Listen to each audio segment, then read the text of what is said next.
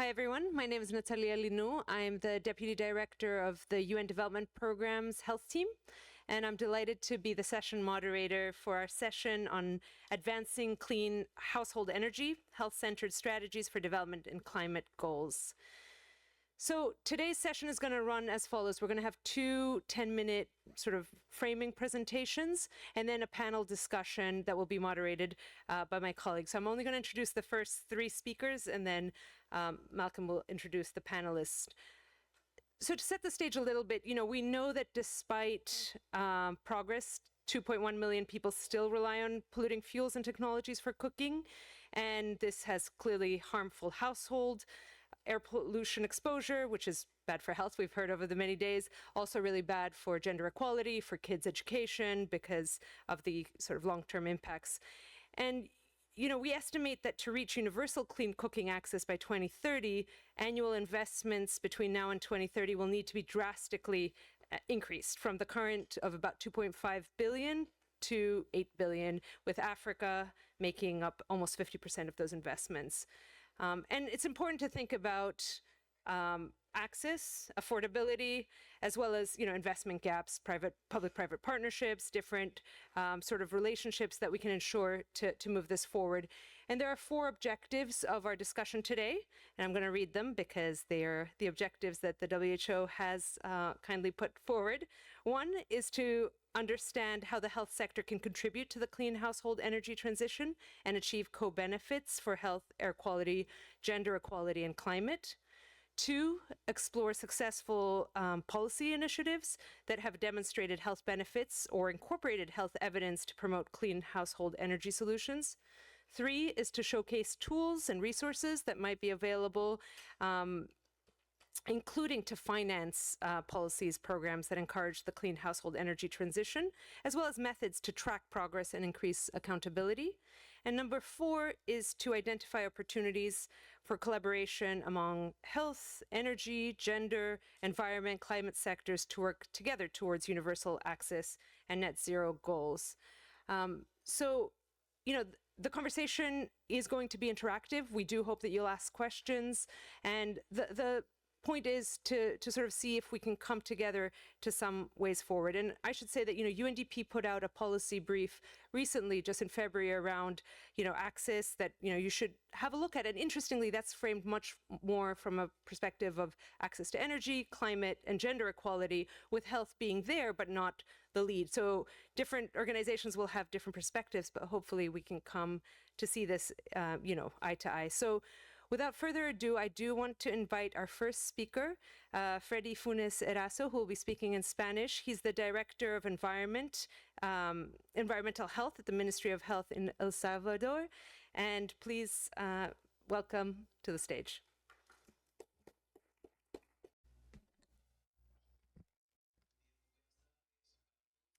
Okay, good afternoon, everyone.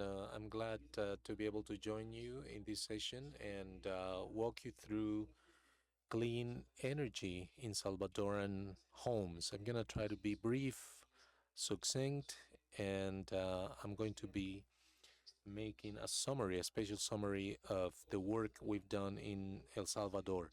As you know, for quite some time, not only in our country, in El Salvador, but in many places in Latin America, we use wood as fuel to try and cook food in our homes. In our case, in El Salvador, is the same. It is something that is deeply rooted, like we've said in previous sessions, in our culture. As a matter of fact, there are many people who do not like the food if it wasn't cooked with wood. But we know the kind of impact that this has on the health of people. So the Salvadoran government, for quite a few years now, since 1974, has established a subsidy on LPG. This tries to lead to an impact on healthcare and the environment, but it was also a measure to try to ameliorate or alleviate the economy of homes. Given the success of this subsidy program, it was continued through the years until up until this year, when this subsidy is still up and running. This subsidy is focused on these people whose electrical consumption has already been established and which exceeds a threshold, and they no longer have access to the subsidy because it is understood that they have the economic resources to be able to afford a gas supply. However, as a collateral effect, there was a significant reduction in the use of these types of fuel. According to the latest study developed in the past 30 years, El Salvador reduces percentage of fuel from 63.6%, which we had back in 1990, to 8.2% in 2020. That is to say that the energy transition that was rolled out throughout this time actually accounts for a good progress and an improvement in the air quality of Salvadoran households, and only 3.1% of the urban population and 19.1% of the rural population currently utilizes either coal or wood for cooking. We still have a long way to go. We know that that 3.1 and that 19.1% both have to be improved, but in order to do that, we have to roll out some efforts to try and do the migration in an effective manner. Something important that we're doing, and we're actually doing studies in El Salvador, is that we have to reinforce the scientific part. We need to have reliable information and data to be able to make decisions so that our authorities in the various institutions that address this topic, because it's not only a healthcare issue. We've spoken in previous sessions in the sense that other stakeholders need to engage this issue. Different ministries, the Ministry of the Environment, the Ministry of Energy, the Vice Ministry of Transportation, which regulates urban, public, and private transportation. It is necessary to establish this integration and this joint work so that we can all work towards the same direction, and that all efforts can be aimed at this objective. And something quite important, speaking of the energy transition, is the production or the capacity of our country in terms of energy production. According to official data, through 2023, 70% of the energy generated in our country came from renewable sources. Among these, we can find hydroelectrical power, solar, and geothermal. It is a type of a very particular energy, but due to the conditions of our country, we can actually exploit that. So that provides us with some hints of the road the transition should take. We've already covered the first stage by means of gas subsidies, but we're also analyzing the possibility of migrating to these renewable energies, particularly electrical. And this implies time, training, and a change in mindset. And as I mentioned, it also requires coordinated work by all institutions to try and achieve this objective. Probably as the final part of my presentation, I would simply like to mention that when we cook with this kind of fuels, such as wood charcoal, the contamination actually expands outside of the home.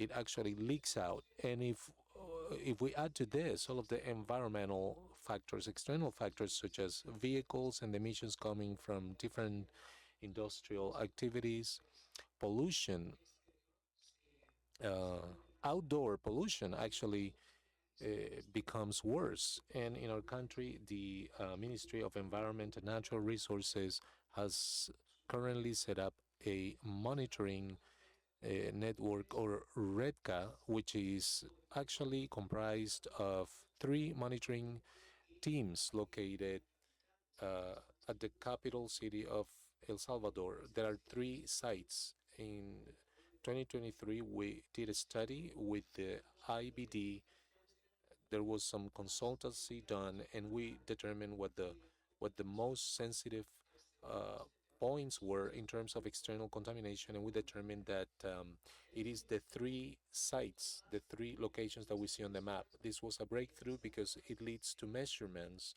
Probably it is not ideal. It isn't much, but we have a clue of how to measure. Before 2006, we didn't have those parameters, and the important thing here is that it leads to some important data that we can monitor through the website of the Ministry of the Environment and Natural Resources, and it provides us with information and alerts, and to try and have a better graphical representation of the levels of contamination in the environment. It is important to mention that this is shared with the population at large so that people can take measures. That's why we've established these sets of colors. For instance, okay, we have these colors. We have different colors here. For instance, green means that the air quality is good. There is no risk on the population's health. If we go all the way down to black, the quality of air and the particulate matter is dangerous. So the recommendation from the healthcare point of view is that people have to avoid going outdoors, and people with respiratory diseases such as asthma have to stay indoors or try and take measures to avoid any type of exacerbation of their condition. In addition to that, we've issued some warning publications on social media with the purpose of having people warned against various environmental factors that may impact on their already acquired diseases. This is how the monitoring network is going. This is what we currently have in El Salvador. As I just mentioned, I know that we have a long way to go. We're trying to find strategic partners to try and improve all of these activities. However, this motivates us further to keep on working and try to find better opportunities, because we know that the beneficiaries at the end of the day are our people, and they're the ones we're working for. Thank you. Muchas gracias, señor Funes Eraso. Thank you so much, Mr. Funes Eraso. Our sort of main presentation by someone who does not require an introduction. Heather Adair Rohani is, as everybody knows, the Air Quality, Energy and Health Unit Head at the WHO in Geneva. And she'll be speaking on supporting the scaling up of clean household energy for health. Thanks, Heather. Greetings, everyone. This is a subject that's very near and dear to my heart, and so I'm very interested and excited to share with you guys some slides, basically how WHO is really supporting this idea of acceleration for access to clean household energy and scaling that solutions up, particularly in terms of the policy, or how we can support policymakers in that regard. There are a lot of slides. I'm not going to read and go into the details on them all. It's more of a flash to see what's available. All this stuff is online, so you can have this easily available, and you will be able to see this information. So it's more of a sneak peek, I would say, of what's available. So first, it's just important to know that, WHO, it comes down to deaths. That's sadly, and also the burden of disease. This helps really drive us and give us rationale for really addressing this particular topic. So our real focus is about kind of understanding and helping monitoring. We provide the guidelines, and then we provide tools and resources, touching on the health and economic assessments, because really talking to the Ministry of Finance is really how you drive stuff on the ground. And then it's also about this idea of communicating and advocacy. And behavior change is a key factor in terms of really driving the uptake of and adoption, the long-term adoption of clean household energy, which is the way that we can protect health. So in 2014, November, I remember the day, we launched the first ever WHO guidelines on indoor air quality, household fuel combustion. And they basically there was the first ever guidelines for household energy. It came from a calling in the initial 2005 guidelines, where they were really calling to look at indoor air quality, not only ambient air quality. And this was one of the three.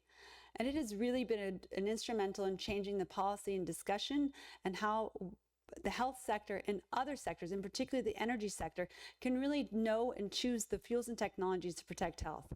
There are a lot of so-called improved cook stoves going out there that may be more fuel efficient, but their emissions were actually higher, and people were claiming tens of thousands of lives saved because of this fuel efficiency. So this was a real instrumental shift in how we think about tackling, at that point, indoor air pollution for health. So we do have this definition. Now we are fuel and technology agnostic.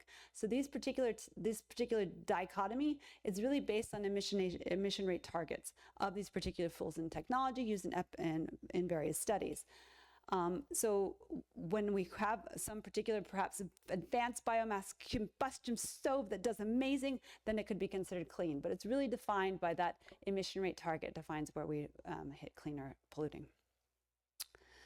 Accordingly, within these guidelines, the last chapter called for the implementation of these guidelines, and WHO creating support for that. So accordingly, we developed the Clean Household Energy Solutions Toolkit. And many of the people in this room have helped contribute to this amazing tool that has really helped the health sector engage with the energy sector, the environment sector, and a variety of other stakeholders. This tool itself, so-called chest, it's a chest of tools to protect your chest and health, consists of basically 6 modules with a variety of sets and tools.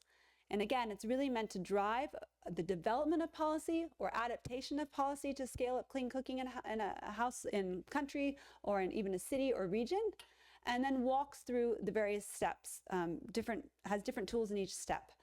Now, of course, this is not alone for the health sector to use, but for other sectors too to use as well. But it still provides that entry point for the health sector to have that engagement and discussion with other sectors. So the first module itself is really about knowing who is out there working on household energy and what is the current situation. So it provides countries with basically a template to run their own kind of initial baseline assessment or stakeholder mapping.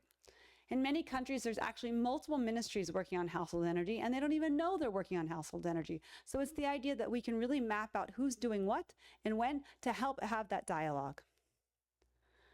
In addition, you need to know what your data situation is. So we provide access and reference various databases that we have, such as our Household Air Pollution Data Portal, which really contains the number of people using and relying on polluting fuels and technology or clean fuels and technology in the home. This database is used for official SDG 7 monitoring and builds upon a background database that we have, the Household Energy Database, which has thousands of surveys from over 170 countries, really capturing this primary data. And these are all nationally representative surveys in this country that really drives this data. So it's homegrown data that we're reporting on. And then to even take that further so countries know that the risk that's being put forward by household air pollution, we actually have a nice database which pulls together various studies by Dr. Balakrishnan and her institute, where we actually provide those studies so they can see the concentrations. So after countries know what they're doing, what the situation is, we provide the next module, which provides them with really the identification of technological and policy interventions to tackle household air pollution, and helps them understand what's there, what they can expect from those solutions to help them make an informed decision. This comes into a very, very popular tool that we have, the Benefits for Actions to Reduce Household Air Pollution tool, which is an interactive tool that basically allows for a cost-effectiveness analysis of up to 12 different interventions for which you compare. And it looks really pulls in data for various interventions, the health risk, the cost to the public health sector, the cost to the individual, climate cost, time savings, et cetera, so they can really take informed decisions, and they can go talk to the Ministry of Finance and say, look at this solution and what we can provide with you. This also builds upon a nice tool, the HOMES model, which was used in support of the guidelines themselves, which allows countries to really look at the various exposures associated with different interventions and plug those in and see how that affects. We also have a policy repository where we have gone through all the different countries and gathered the various policies available on household energy and compiled them so countries can learn from each other and see what experiences they have. The next module, after they kind of understand the interventions, is the importance of standards in testing. As many of you maybe know, that ISO standards put together TC 285. WHO serves as a Category A liaison in this process. So we've taken these and we provide guidance for how to actually implement them and the testing associated with it to reach the various voluntary performance targets in the ISO standards, so that countries can have labels and other aspects, really have a standard set for what cook stoves are being put on the market. We also have the performance target model, which will allow us to see the various emission rate targets associated with stoves, heaters, and lamps, because it's not just about cooking, but also heating and lighting that can cause the exposure to household air pollution, and helps you look at the tiers of performance associated with that. Again, national performance voluntary targets, some other guidance on how you do this. As I referenced earlier, this helps countries really take a step-by-step at achieving and setting these standards to align with the ISO standards protocols. So after they've set standards, because that's a really important way as a policy intervention to drive the scale up of clean cooking solutions, we now have you need to make sure what you're put out is making an impact, and how and whether you need to evaluate or change that particular policy or programmatic decision. So we provide specific questions that countries can use. These countries have been integrated into national household surveys and can be adopted to use for various settings. They've been piloted in over 12 different settings, and now some of the national household surveys, like Demographic Health Survey, UNICEF's Multi-Indicator Cluster Survey, have adopted these questions, and they've also aligned with the multi-tier tracking framework for the SDG 7 monitoring put forward by the World Bank. And accordingly, this is a document we developed in cooperation with the World Bank. It's really how you roll these particular questions out, and basically to be used by statistical bureaus, where they're actually gathering the information, et cetera, so they can integrate these into their national household surveys. Then, of course, you've gone through all of this, but we need to make sure the health community is really able to speak to clean household energy and recommending, essentially prescribing clean cooking or clean household energy, whether that's, again, heating or lighting in the clinic. So this is a particular toolkit that's been developed that really trains healthcare workers and doctors, clinicians, community healthcare workers about what are the health risks associated with household energy use, what are the solutions that are available to them, and how you can implement those solutions to protect health. This is, of course, one module, the household air pollution, a broader set of modules. So it very much matches a number of other things that aligns with the ambient discussions as well. Finally, we have the solutions. We need to be able to communicate them and raise awareness within the communities to actually adopt those solutions over the long term, and really spur that necessary behavior change and knowledge within the community, within policymakers, and within clinicians. We have, for example, a video series, Mosaics, that really captures the various different experts speaking to this, which includes various interviews related to household energy. We also have the Breathe Life campaign, and this is a specific campaign that we are currently, it's been alluded to in a number of places, and we're working on developing actually a specific angle of this campaign related to household energy use so that we can really scale this up. This will be most likely piloted in Rwanda and a few other countries in the coming months. And there we also have the Health and Energy Platform of Action, which is co-convened with UNDP, World Bank, and UNDESA to really accelerate the achievement of SDG 3 and SDG 7 to really bring people working in civil society organizations, UN, and member states together to synergize activities and accelerate in a coordinated way. And that will be it. Thank you. So much, Heather. Now it's my pleasure to introduce our panel moderator, Mr. Malcolm Bricknell from the Modern Energy Cooking Services.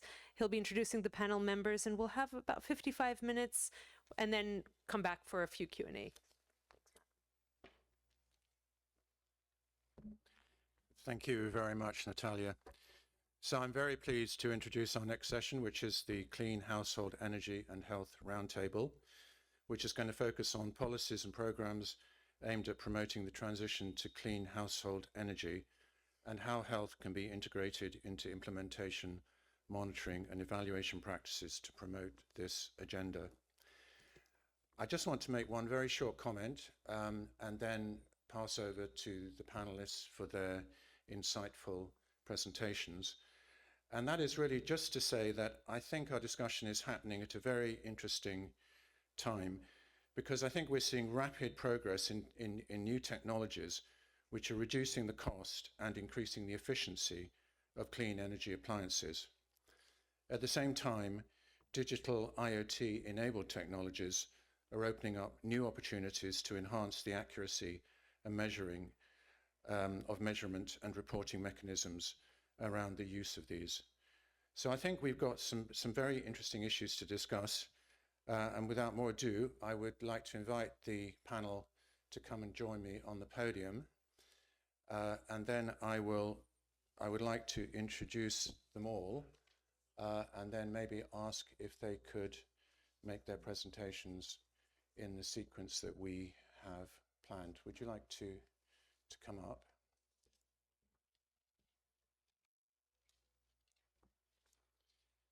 Excellent.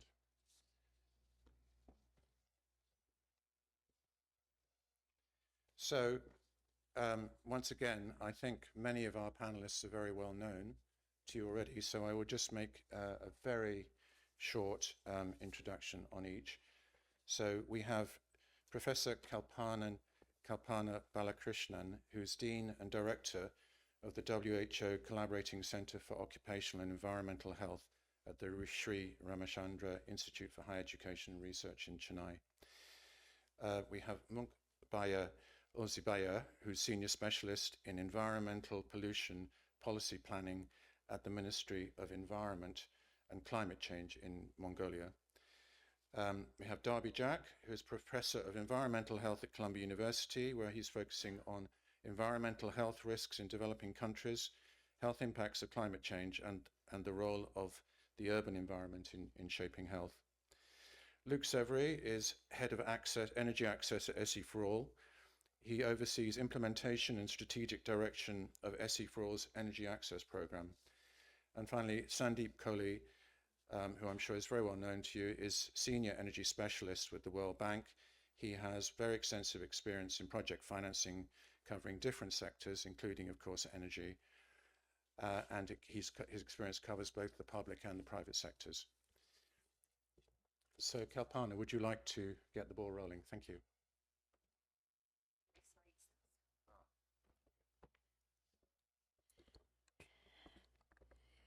Good evening. Great pleasure to be part of this session along with a wonderful set of panelists. I didn't prepare any slides particularly, but I just wanted to sort of share the question that I was asked to share some thoughts on was, what is India doing specifically on the LPG side of things and electricity side of things as a clean cooking energy solution? Not all of what electricity is doing, but specifically with reference to how it's looking at clean energy powered by electricity. So the LPG part, you may have heard either as part of my own talks at this conference or many other people have talked about it.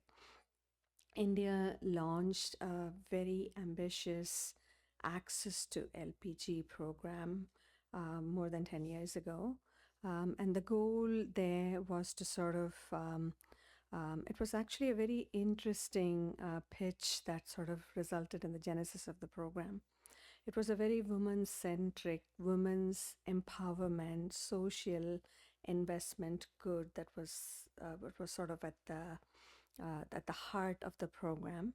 And as you may have heard me sharing, Professor Kirk R. Smith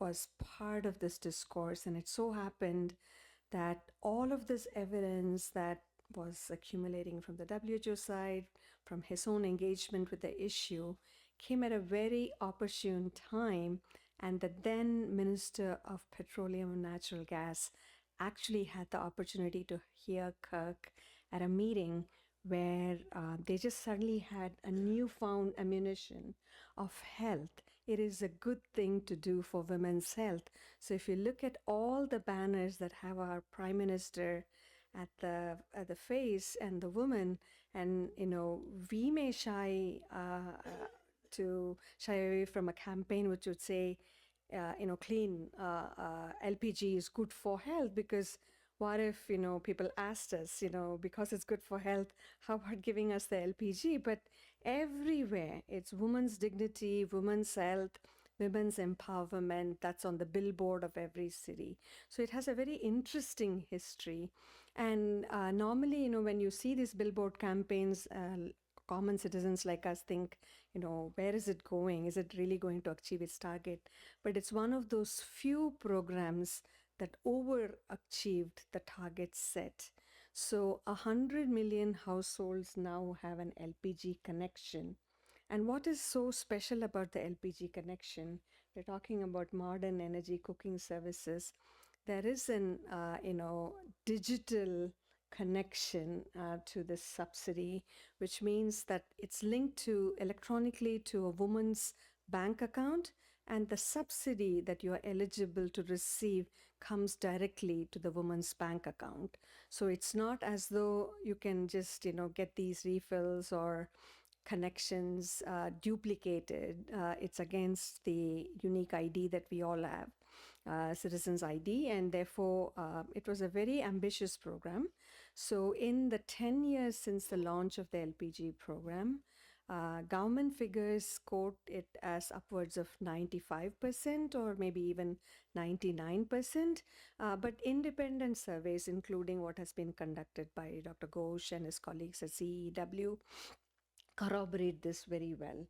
The access is real, and as a field worker, as a person who's worked in multiple states, even if you sort of take a just a random sample of what is there, it's very, very striking how well that program has worked on the ground in terms of providing an access. So they got the stuff, they got the subsidy, and it's all set up. What's missing there, of course, is the distribution of the 100 million households who got the connection. Just about 10% maybe, or maybe even a little bit more or a little bit less, have actually transitioned fully to LPG use. The rest of the 90%, of which 30% just haven't transitioned at all. They just have the connection and they're just not able to buy anything. And there is, even the middle is a very large number, as you can imagine. These are people who are just, right at the tip. They're able to buy 3 cylinders of the 6 or 7 that would make an exclusive transition, but they are not. So that's where we are with respect to LPG. There's a huge amount of aspiration that has been fueled by the success of this program. So it is my very naive, perhaps, hope or anticipation that if somehow magically the bank would find the money to provide this 30% or this 50% to transition. This transition, this is just, what we feel the pulse from on the ground. People are ready. They just don't have the money, and they would transition tomorrow exclusively without any. And these are the same people who are very likely to transition to electricity rather instantaneously when the connections come, because they've already experienced this connection to economic barrier being removed, transition in a very nice way. And something that happened simultaneously is the communications revolution in India with the cell phone to do that. So that leaves no time for electricity, of which I'm not the biggest proponent right now, but I will take 30 seconds just to, just on a light, I didn't mean to say that seriously, but it's just that electricity is so far away from the implementation as a clean cooking solution in India. There is 5% of the population currently relying on electric cooking, primarily in urban areas. The projections, of course, India is an electricity surplus nation, so it's not the question of not having enough electricity, but the distribution just is not ready for the way, just like LPG was not ready for take up without the distribution network set up. And the last point I wanted to make, Malcolm and others are going to comment on it. the National Efficient Cooking Program, the Energy Efficiency Services Limited Program, and the Modern Energy Cooking Services Program are all taking off in big ways in India. In terms of the pitch, so we hear the ministers speaking about these programs. Go electric is the motto. And so not just go electric for other purposes, of course, the e-mobility and others are required, but go electric for cooking is at least an aspirational goal. Currently, electricity and LPG are comparable in terms of estimated monthly income expenditure, but even the stated, energy policy scenario of the International Energy Agency looks at least 2045 when we might be able to converge solar powered electricity with coal and switch the balance. So we are looking at a very conservative 20 or 25-year trajectory for switch to electricity, or certainly renewable electricity is at least another 5 to 10 years. So it's more like a 35 or 40-year trajectory, which is why, in my personal opinion, I think LPG makes sense for India to transition now. Thank you very much.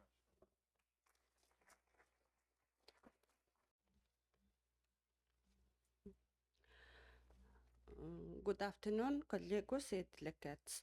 I will present about Mongolian experience, transition, cleaner household energy.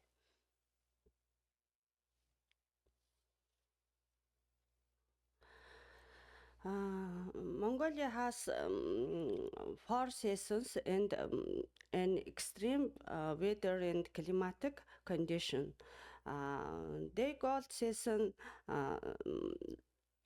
lasts for 6 months, and heating is needed during these months. 60% of the heating source is coal. Sorry. Air pollution is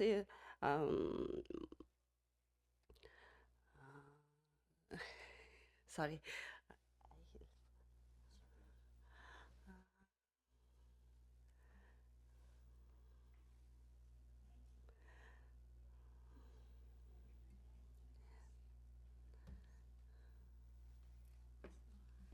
Good afternoon, colleagues. I will help my colleague from Mongolia.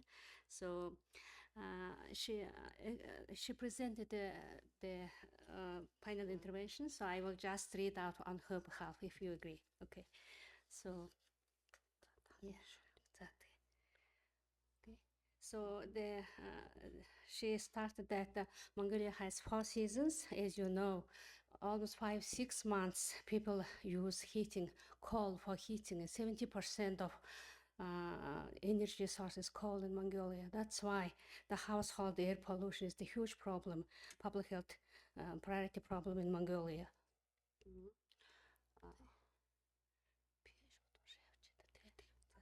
So this graph shows the PM 2.0 concentration of last 7 years. We could see that in general, the contamination level of PM 2.5 has been slightly decreasing, but it's still much higher than compared to the level recommended by WHO guidelines. For example, for all the key parameters, PM 2.5, 10, SO2, and NO2.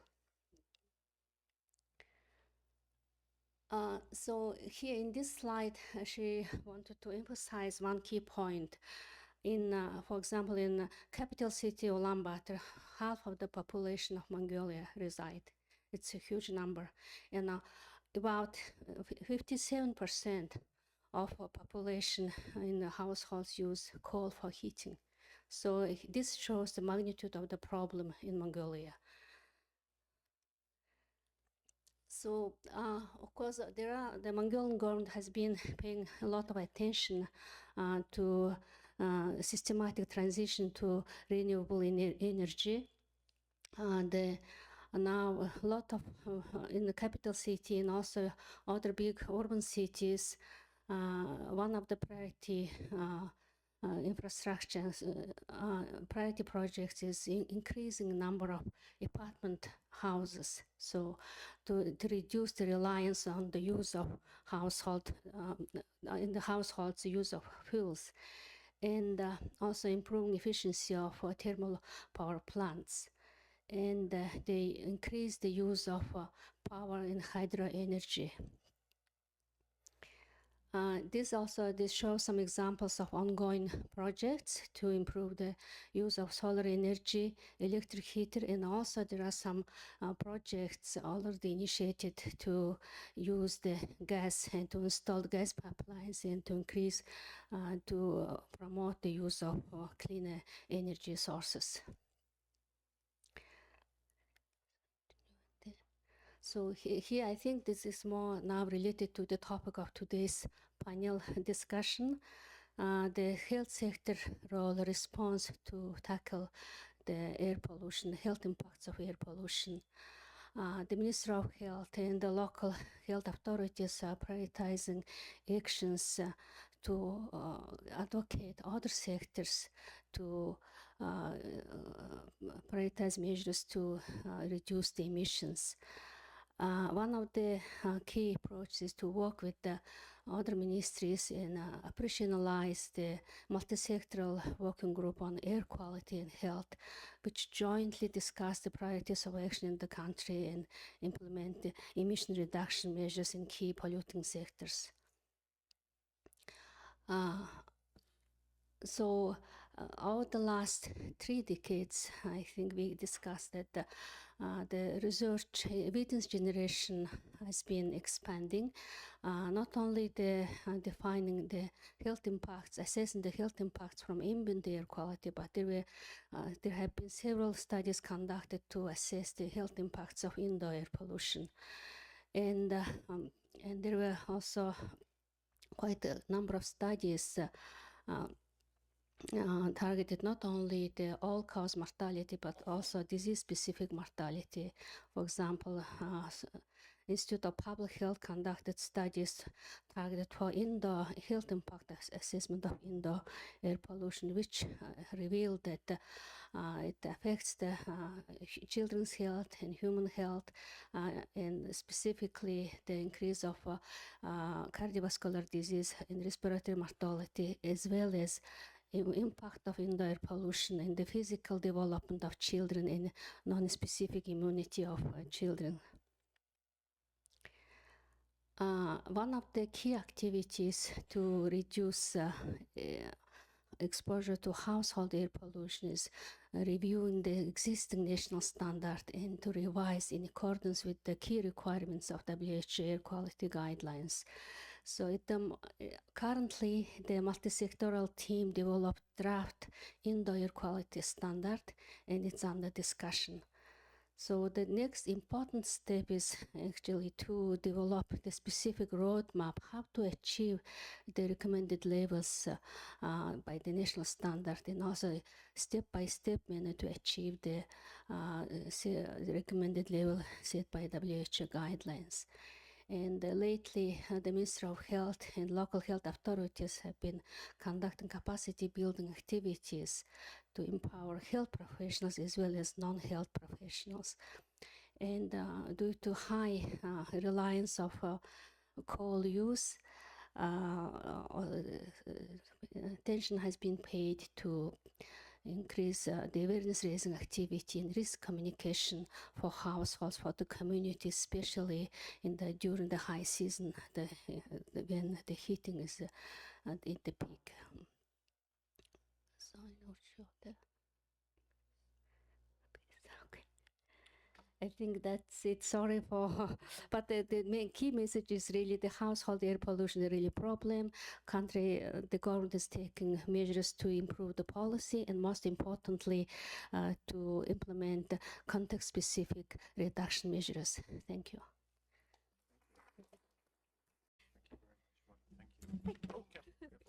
Thank you. Hello, I'm Darby. What a pleasure to be here with all of you. What an interesting few days this has been.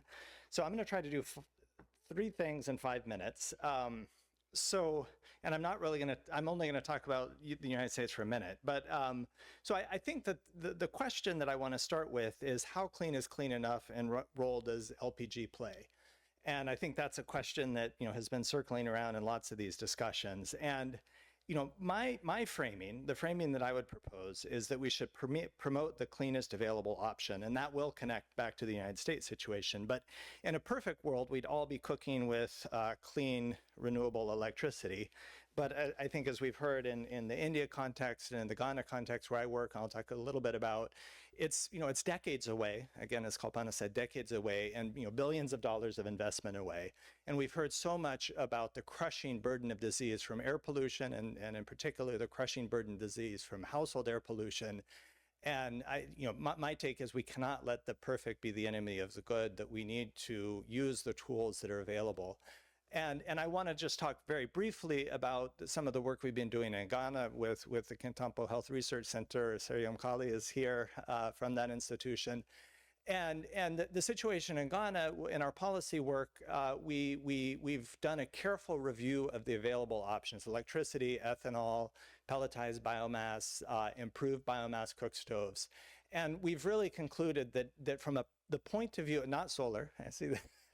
Not passive solar. I see that, and what we've concluded is that from a health point of view, LPG is really the only option. And that's really by process of elimination. So it's sort of a 2 cheers for LPG kind of situation.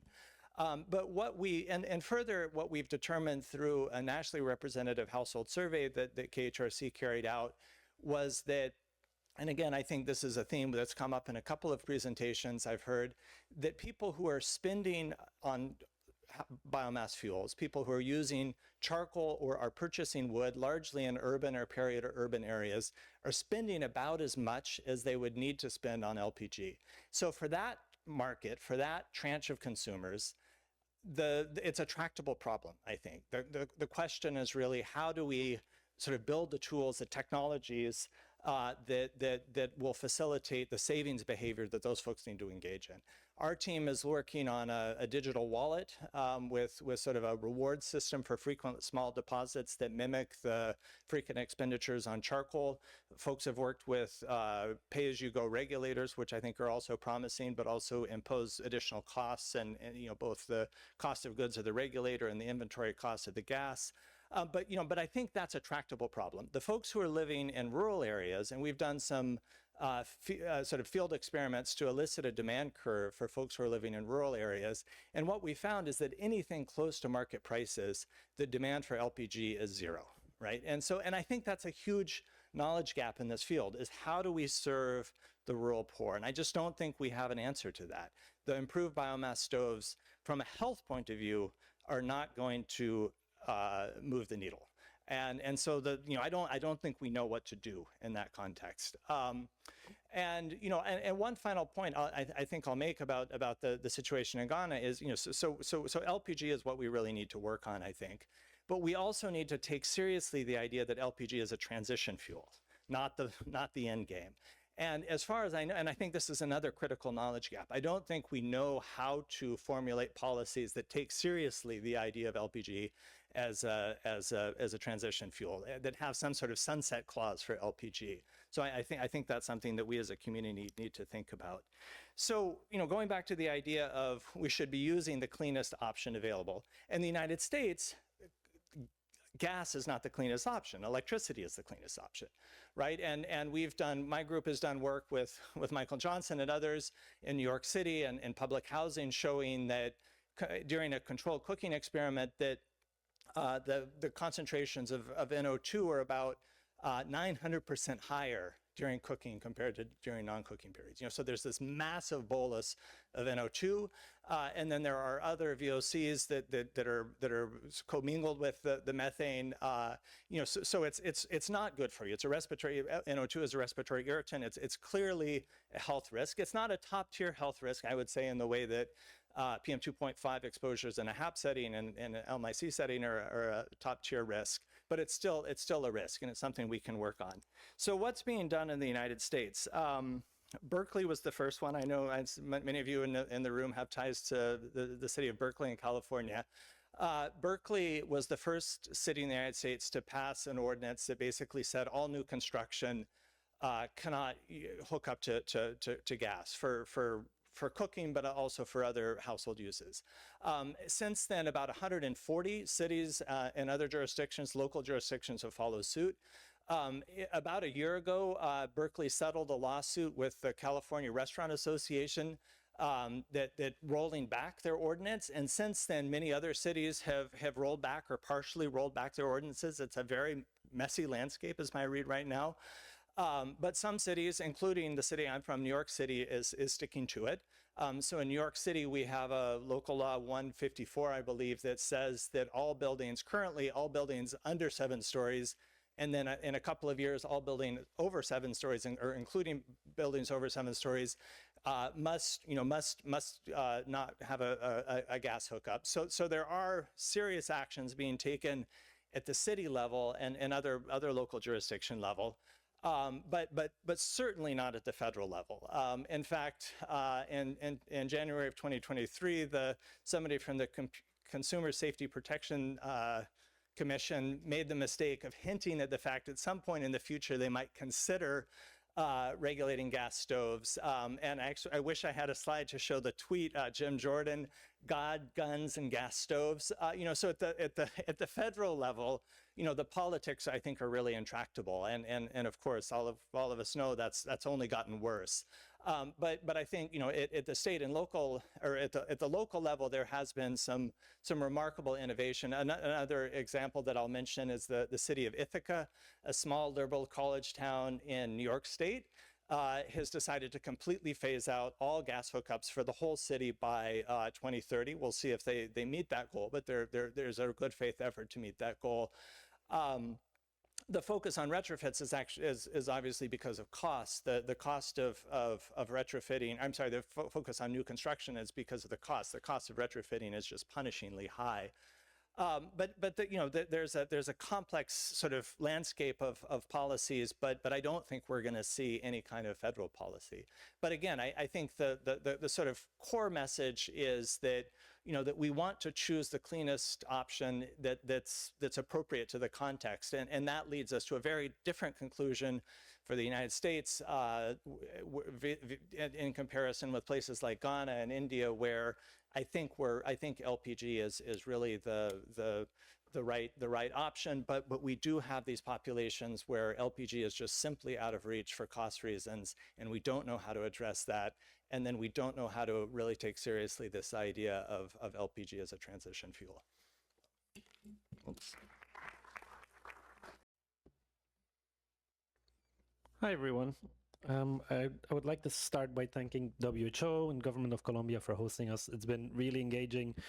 I'm an energy person, actually focusing on electricity access, so I typically keep to energy conferences where I'm surrounded by energy folks. It's nice to have a change of scenery, more health perspectives.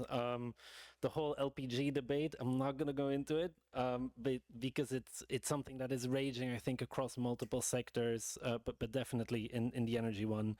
For today, for my intervention, I was asked to provide a bit of background on Europe, Central Eastern Europe in particular. I'll spend a little bit of time focusing on cooking, and then the rest of the time focusing on heating, which of course is another element of where household air pollution really comes into play. So starting with cooking, we like to think of Europe as having 100% access to clean cooking, and that is simply not true, both in terms of, I'd say, a definitional issue, which we always need to be careful about, which is, it's one thing to have access, it's another thing to use it. So we know that, say, fuel stacking or technology stacking also in Europe and Southern Eastern Europe is definitely an issue, and it's something that when we focus on one particular definition and we focus on one particular number, say this country has 90% access to clean cooking, we always need to take it with a pinch of salt, and we always need to really dig a little bit deeper in terms of what it means. But that number of 80-90%, we see that reflected quite frequently in Eastern Europe and Eastern European countries. The trajectory is positive. So if we look at where these countries were 5 to 10 years ago, it was probably around like 4 or 5% on average lower in terms of access to clean cooking targets, numbers. But that also tells us that if we continue on this current trajectory, these countries will not meet 2030 100% access to clean cooking. So we just need to be, we cannot forget that last 10% and especially the last 5% and the last percent is extremely difficult to reach. It is in many cases also extremely costly to do. Of course, that doesn't mean that we shouldn't do it, but it is in terms of how we design policies and who we target for particular technologies or financial interventions. It's very important to keep that in mind. So we see e-cooking still quite nascent in Central and Eastern Europe, but on the pathway towards electric cooking, we see several barriers. So I again, coming from the electricity side, from the energy side, I like to divide things in supply and demand. So on the supply side, you can see barriers such as grid management. Many of these countries, probably all of them, are about 100% electrified national grids primarily. But if suddenly we get a million e-cooking technologies that all come online at 6 p.m. at the same time, very few grids can cope with that unless load management, demand management is really put into play. Skills and distribution mechanism, I think it was mentioned before, is also an issue. We need to make sure that the right skills are in play. The private sector will at some point really need to come in big to make sure that the right appliances are available.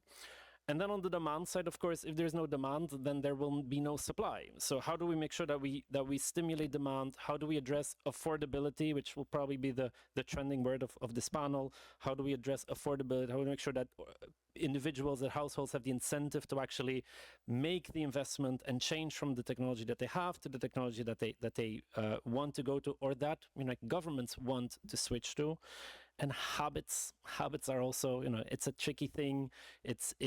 Or oftentimes households need to be convinced that switching to a new technology is indeed the right way forward. We see very similar arguments and barriers on the heating side, but given that we haven't really talked about heating yet, I just want to give a few stats so that you know what heating really represents and how big of an issue this is. So in the EU population, in a continent-wide survey, 18% of people, it's 17.9, but I'm rounding up, 18% of people mentioned that they are not comfortably warm in winter. 18%, that's about 1 in 5, which is actually shockingly high still. The heating sector itself accounts for almost a quarter of energy demand in Central and Eastern Europe, and they're mostly reliant on fossil fuels and on biomass. And then just to give one country example, again to link this to air pollution, in Poland, about 80 to 90%, depending on the day or the month or the year and the wind orientation, 80 to 90% of fine particulate matter emissions come from burning solid fuels in households. It's huge. It's like we cannot ignore this issue. But I want to end my section with a little bit of positive news, and that's to say progress is evident. We do see a lot of progress. In some cases, it's incremental. If you look at the last 20 years, you see massive leaps as well with heat pumps. That's not incremental progress, that is radical progress. I have one statistic here from Finland, which is arguably relatively biggest heat pump market, but 530 heat pumps per 1,000 households, right? It's like every other household has a heat pump, and growing and growing and growing. And that is due to both financial policies as well as wider policies and regulatory frameworks that stimulate the uptake of heat pumps, as well as of decarbonizing other solutions that are in use. Financial policies can include subsidies, carbon taxes, green financing, green loans, or tax credits, which is basically a bit like a delayed subsidy. Wider policies can also include stronger building codes. We often don't talk enough about minimum quality standards, minimum standards in the housing sector, in building, in construction, as well as in renovation, and then accelerating renovation. Because from the sector where I'm from, that's sometimes the hardest thing to do, is taking something away that is still working with something that is marginally better, right? So accelerating renovations and providing the right incentives is actually quite critical to make sure that we reach the targets that we have set out, that nations have set out, that governments have set out, that regions have set out. District heating, I do want to mention as well, it came up in the presentation from Mongolia as well. it can be a really tricky thing but it can also be a significant investment that has gigantic benefits, because with a centralized heating solution, you're suddenly targeting tens of thousands, if not hundreds of thousands of people and households in one go. And of course, at the same time, we cannot stop promoting cleaner individual heating solutions. So I want to end with, there was kind of an overarching question I think most of the panelists were given around what is the role of the health sector? How can the health sector really take part in making sure that this transition is happening, that transition is happening faster? And in that one, I actually don't have a lot of amazing news. If anything, it's more of a call to action, which is in the policies and the policy development processes that we see and that we've seen so far in Europe, the health impact or health studies, linkages with the impact on human health are typically secondary to the economic argument. And I'm not saying that that's a bad thing or a good thing, or it's just simply the reality that when you look at individual households, typically the economic argument is the one that will sway them. And that is why financial policies like carbon taxes to make polluting technologies more expensive and less appealing, or subsidies to make non-polluting technologies more appealing, have been more impactful than than other types of interventions. So I'll leave it at that.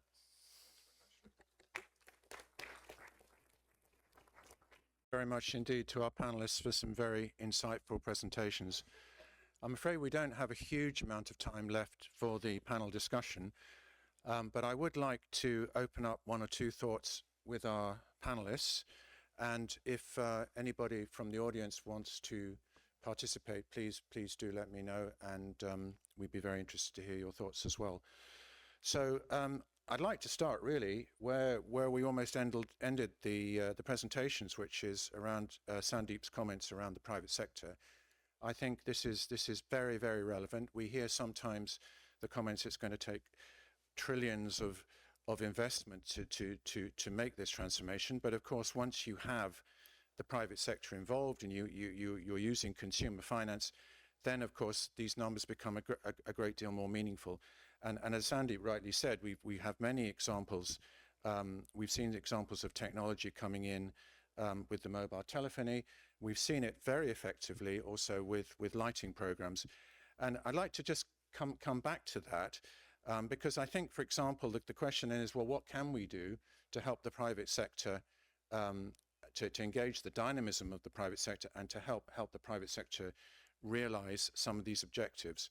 And I would also like to raise the point that's made sometimes that there have been huge volumes of investment going into the energy sector and relatively small amounts going into clean energy appliances or into the air quality side.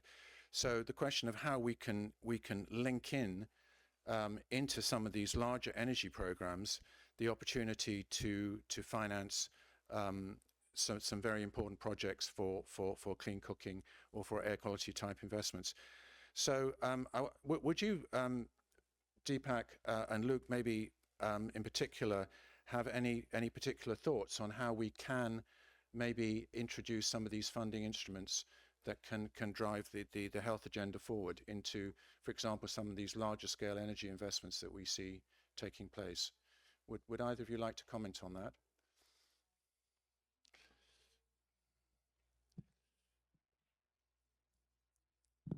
Yes, this works. I mean, I think that the issue that we're struggling with here is that when we look at cooking in particular, let's focus on electric cooking now, we're in an ecosystem. Like, we cannot look at the stoves as in isolation, because the stove in and of itself means nothing unless you know that the power supply is there. And of course, that's when the power supply, it's not just about the power supply, it's about the cost of the power supply. So when just to give the example of stepping out of my assigned role of EU and focusing more on sub-Saharan Africa, where I feel a little bit more at home, if we look at a country like Sierra Leone, where mini grids are being built in rural communities, and the cost reflective tariff, which means the tariff at which a private company feels like they're able to provide electricity services for the next 10, 15 years is around 70 to 80 cents per kilowatt hour. They're not making this up. Like, they're not trying to make a killing here. Like, this is the cost reflective tariff that we're seeing reflected in many other countries as well. So if that is where you're starting from, of course electric cooking becomes much harder, because I'll throw out another statistic. We see that consumers that are connected to a mini grid on average consume around 100 kilowatt hours a year. Now, that doesn't mean that they don't want to consume more, but clearly there's a larger affordability issue happening, partially because of the tariffs, and because of the electricity tariffs that are being charged, but also because of a lack of energy efficient appliances. And that's of course where the private sector needs to come in. But I think having that stability and knowing what to expect from, especially when we think about electric cooking, especially from what the grid operator is going to do, what the mini grid operators are going to do, whether, there are other countries, I'll give another example, Tanzania, which has really tried to implement a uniform tariff, as like everyone, whether you're in whether you're in Dar or in Dodoma, whether you're in the furthest area of Tanzania, everyone's supposed to pay the same tariff, which, we understand why that is. Like, that's a social decision. Because of that, every single private sector-led mini-grid has been abandoned, fully abandoned. It is just not doable, not profitable, not even break-even. It's just not doable. It's just these types of policy decisions from a government, they impact, of course, further downstream on the appliance side, on the demand side, what kind of investment we're going to see. So my big push would be for stability and clarity, because that will ultimately de-risk what is there's risk involved in the sector, but I think if the risk is manageable, then private sector will step in, because again, when we're looking at e-cooking, millions and millions of households, like the market is potentially gigantic. Like, it doesn't have to be e-cooking, it's true for every single appliance. The market is huge. So I do think, like, with stability, with the appropriate de-risking, centralized, I think the money will flow, the right actors will come in over time. Please. So just two specific thoughts. One is, I think James mentioned in an earlier session from Kenya, this idea that there is a massive amount of expenditure on polluting fuels right now, charcoal users and wood purchasers in urban areas. And that, that's all lost to the formal sector. And if the formal sector can figure out how to capture that, I mean, there's, I don't know that there's an estimate of how many billions of dollars are going into that form of energy, but it seems like, building on your comment about a sort of a massive opportunity. And then the second example I'd give is from the United States, where there's been now a couple of companies that have developed induction stoves with a built-in battery that deliver the 220 volts necessary to cook without having to rewire the house. And I think that's a great example of induced innovation, that, there's, market demand, and people are, smart people are figuring out how to, the sort of dynamism that Malcolm mentioned, people are figuring out technological solutions. And I think, that technology is right now very expensive, but I think it has a lot of potential. In the city of New York, NYCHA, the large public housing authority, is working with one of these companies to develop a version suitable for public housing that would be available at much lower costs. So I think that's a good concrete example of sort of induced innovation. Absolutely. No, I think that's very interesting indeed. Sorry, Sandeep, you wanted to come in. I just wanted to sort of check one thing. As a show of hands, how many people in this room actually come from a business background where you've had to meet payroll, where you've actually had to develop a product, sell it?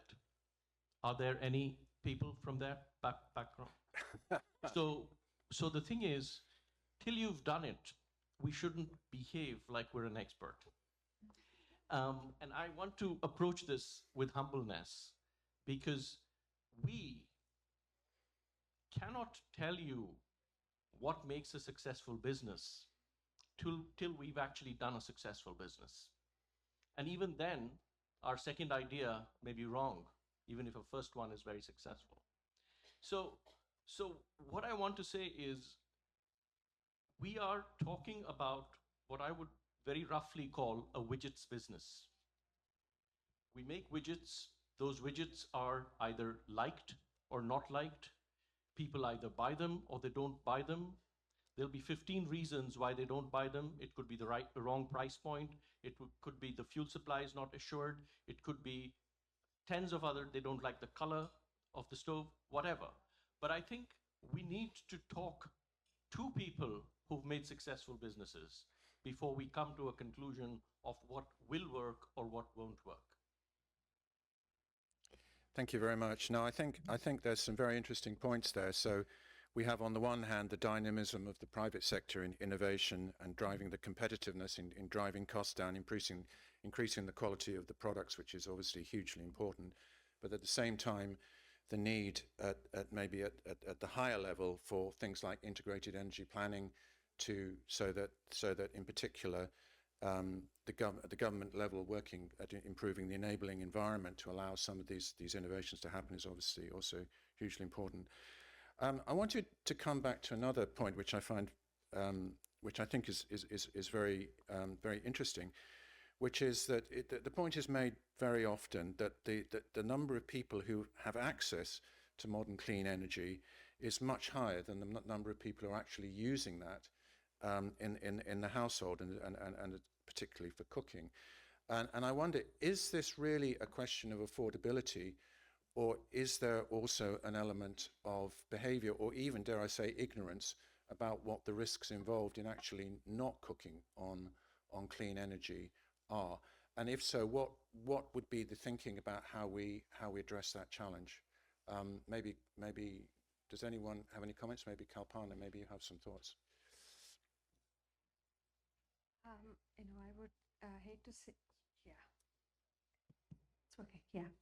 I can't, come down with utmost confidence, but wherever we have seen this, ambiguity between what is dictating the fuel choices, is it behavior, is it cost, or is it some combination of both?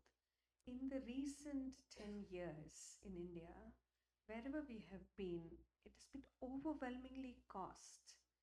Behavior is still an issue in many pockets of the country. It's too big a country to sort of really say the behavior is not an issue. But the cost part, people, I guess the program played a big role because they saw that they were very close to it and they got a taste of what this might look like. The first cylinder came free and they got to experience it. So this lived experience, the inertial barriers were removed completely. So the behavioral, thresholds have been broken in some way. And also this is the age of, social media, communications technology has played a big role. So this aspirations have been pushed to a big extent. I would say, if not just anecdotally based on our field observations, but in the Happen trial, yesterday we discussed this. We expected that we would have lots of behavioral barriers where the trial will almost run the risk of failing because we can't possibly force people to use in a trial the LPG. But people lapped it up just like that. Just like that. And we Absolutely. had 99% compliance. And also to the point of view of,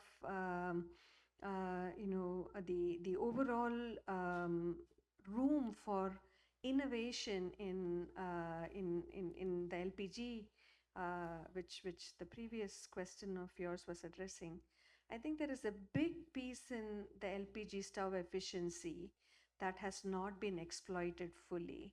The oil marketing companies fully acknowledge it, and I believe that the room for stretching the available LPG use can be as much as 30% by just making that one cylinder work longer for the household. So that would, there is a room for, shifting the threshold for transitions even more because the appliance would become more efficient, the cylinder would go longer, their expenditures would be stretched over a much greater period. So this combination can be a very powerful tipping point, wherein half of the people who are midway and not transitioning exclusively can already transition with their own accord. So then Exactly. that leaves only Yeah. money needed for the bottom 30%. So it does have, even though there are affordability challenges, it does have the advantage of stimulating the opportunity and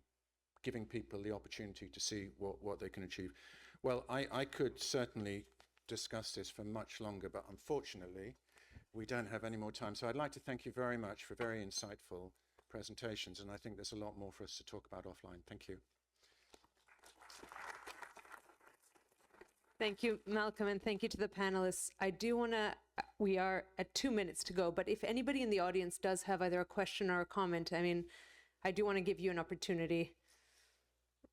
Raise of hands. All right, so let me quickly summarize and close this out. I think people are more interested in the drinks. But no, I mean, I think it's been a really provocative conversation. We've talked a lot about inequities at many levels, actually, the urban-rural, the gender inequities, the global inequities between what is the cleanest possible in a certain situation. And I think we've also had some tensions around, is it a behavioral, is cost the issue, or is it a policy? And what are the policies that we could be thinking about? And I do want to highlight something that Darby said, which is, how are we going to say that LPG is transition? How are we going to make sure that that's the case? And that requires a policy. So, are we investing in piped gas or something that isn't a long-term investment? And those conversations have to happen right now, because if governments do invest in huge amounts for a certain technology, they're not going to want to see it as transition. So let's have that conversation. Let's not make assumptions around, behaviors, as we've heard, because we have seen that some of the assumptions may not hold. But also, I think we've heard from El Salvador and India and Mongolia, Ghana, Tanzania, Central Europe. There's such richness in the exchange. So the hope is that this has opened more conversations, more questions. I think I want to thank the panelists. I want to thank Heather and also, from El Salvador, and thank all of you. A reminder that there is a dinner and drinks and a concert.